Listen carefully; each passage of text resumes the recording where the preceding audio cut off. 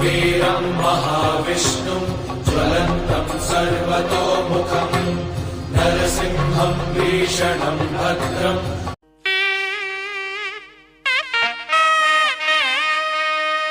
யாமறிந்த குடும்ப நண்பர்கள் அனைவருக்கும் வணக்கம். ஓம் வஜ்ரணகாய மகேதி சதுஷ்டாயி தன்னோ நரசிம்ம கிருஷ்ணன்.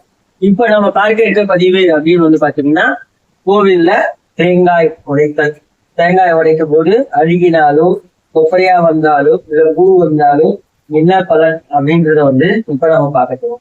கோயிலுக்கு அர்ச்சனை அப்படின்னு போகும்போதே நம்ம என்ன பண்ண போறோம் அப்படின்னு பாத்தீங்கன்னா, நம்ம கோயில அர்ச்சனை வாங்கும்போது தேங்காய் கண்டிப்பா வாங்குவோம்.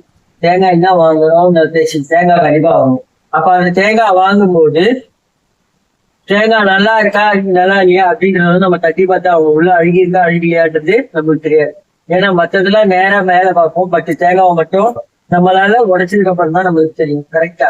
சோ அதே போல அங்க சங்கல்பம் பண்ணும்போது நிறைய பேர் சாமிக்கு பண்ணலாம் அறியணும், அப்படி பண்ணக்கூடாது.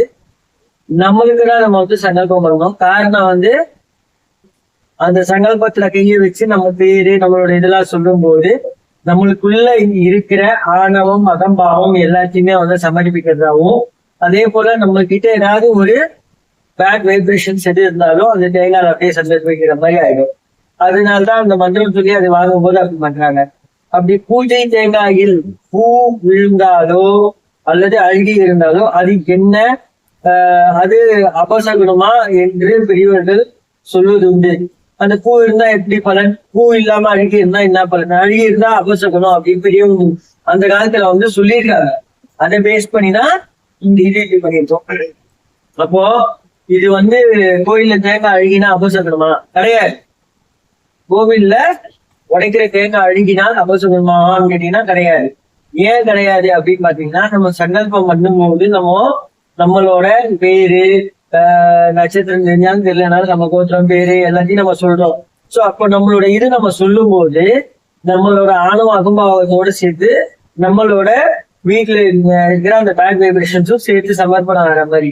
அப்போ அந்த தேங்காய் அழுகி இருக்கு அப்படின்னா அந்த அழுகல் என்ன அர்த்தம் அப்படின்னு பாத்தீங்கன்னா, நம்ம கிட்ட இருக்க அந்த தீய சக்திகளை மொத்தமா அந்த சுவாமி ஏற்றுக்கிட்டதாகவும், நம்மளுக்கு இதுக்கப்புறம் வாழ்க்கையில எல்லாமே சுபிக்ஷம், அதாவது இதுக்கப்புறம் வாழ்க்கையில எல்லாமே நம்மளுக்கு நல்லதாவே நடக்கும்.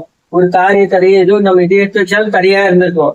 அப்ப அர்ச்சனை பண்ணும்போது தேங்காய் உடைக்கிறாங்க. தேங்காய் உடைக்கும் போது அழுகி இருந்தா அது உண்மையிலேயே நல்ல சகுனம், அது அபசகுனம் கிடையாது. ஏன்னு கேட்டா நம்மளை சுத்தி இருக்கிற அந்த கெட்ட சக்தி ஃபுல்லாவே அந்த சாமி வாங்கிக்கிறதா ஒரு ஐதீகம் இருக்கு. அதனாலதான் கோவில்ல தேங்காய் உடையும் போது அழுகினா கவலைப்படக்கூடாது. அந்த அழுகின தேங்காவை அங்க கோவில்லயே போட்டு வந்துருங்க. அதுக்கு மாற்று தேங்காய் அந்த மாதிரி போகாம அந்த தேங்காய் வாங்கியே போட்டு வந்துருங்க, அதுதான் நல்லது. அதே போல அந்த தேங்காயில பூ இருக்கும். பூ இருந்தா என்ன பலன் அப்படின்னு பாத்தீங்கன்னா, தேங்காயில பூ இருந்ததுன்னா நம்ம நினைச்ச காரியங்கள் வெற்றியடையும், நம்ம மேலும் மேலும் வளர்றதுக்கான வாய்ப்புகள் கிடைக்கும். இந்த மாதிரி விஷயத்துக்கு தேங்காயில பூ இருக்கிறது நல்ல பலன். அதாவது நம்ம எந்த ஒரு காரியத்துக்காக போறோமோ இல்ல எந்த ஒரு விஷயம் செய்ய போறோமோ அந்த மாதிரி நம்ம செஞ்சோம்னா அதுக்கு நல்ல பலனை தரக்கூடியதுதான் அந்த பூ. சோ அதனாலதான் தேங்காயில பூ இருந்தா அது நல்ல பலன். தேங்காய் ஏன் அதே போல தேங்காய் ஏன்றதுக்கு முன்னாடி கொப்பரை தேங்காய் உடைக்கும் போது கொப்பரையா இருக்கு அப்படின்னா அது பயிரிடக்கூடாது. இறைவனுக்காக உடைக்கும் தேங்காய் முழுமையாக கொப்பரையாக இருந்தால் அது உங்கள் வீட்டில் சுப காரியங்கள் நடக்க போகிறது என்ற அறிகுறி அர்த்தம் அப்படிங்கிறது. அதாவது குழந்தை பாக்கியம் இல்லாதவங்களுக்கு குழந்தை பேருக்கு காத்திருப்பவர்களுக்கு கண்டிப்பா குழந்தை பேர் உண்டாகும்.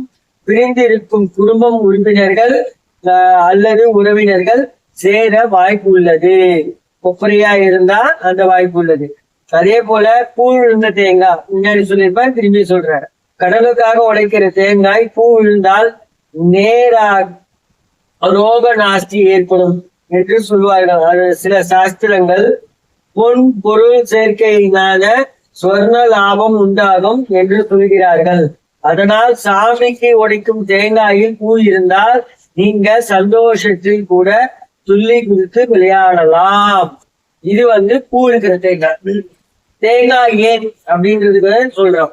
தேங்காய் ஏன் அப்படின்னு வந்து பாத்தீங்கன்னா கோவிலையே குறிப்பா தேங்காய் உடைக்கிறோம் என்றால் தேங்காயில் உள்ள தலைப்பகுதியில் 3 கண்கள் இருக்கும். அது மனிதனின் 3 குணாதிசயங்கள் இருக்கும். ஆணவம், கண்மம் மற்றும் மாயை ஆகியவற்றை குறிக்கிறது. இதில் கோவிலில் உடைப்பதை மூலம் என்னுடைய 3 உடைகிறது என்பதுதான் தேங்காய் உடைப்பதன் பின்ன பொருள். அதே போல வந்து பாத்தீங்கன்னா இந்த 3 கண்களும் என்னன்னு பாத்தீங்கன்னா லக்ஷ்மி, சிவன், பிரம்மன் ஆகியோரை குறிப்பதாகும். சோ அதனால இந்த தேங்காய் வந்து வச்சு நீங்க கோவில அர்ச்சனை பண்ணும்போது அந்த தேங்காய் அழுகினாலும் அது நல்லது, பூ இருந்தாலும் நல்லது. அதே போல் தேங்காய் கொப்பரையாக இருந்தாலும் நல்லது. நம்மளை சுத்தி இருக்க தீய சக்தி போறதுக்கான ஒரு வாய்ப்பு தரக்கூடியது அந்த தேங்காய் அழுகல்.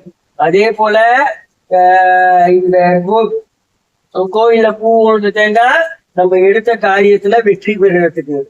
3வது கொப்பரையா இருந்தா குழந்தை பாக்கியம், புத்திர பாக்கியம், பிரிந்த கணவன் மனைவி அல்லது வந்து உறவினர்கள், பிரிந்த உறவினர்கள் ஒன்று சேருவதற்கான ஒரு வாய்ப்பை தரக்கூடியதுதான் இந்த தேங்காய். அதனால் நம்பிக்கையுடன் இருந்து வாருங்கள், நல்லதே நடக்கும். நன்றி, வணக்கம் மற்றும் ஒரு நற்பதிவில் சந்திப்போம்.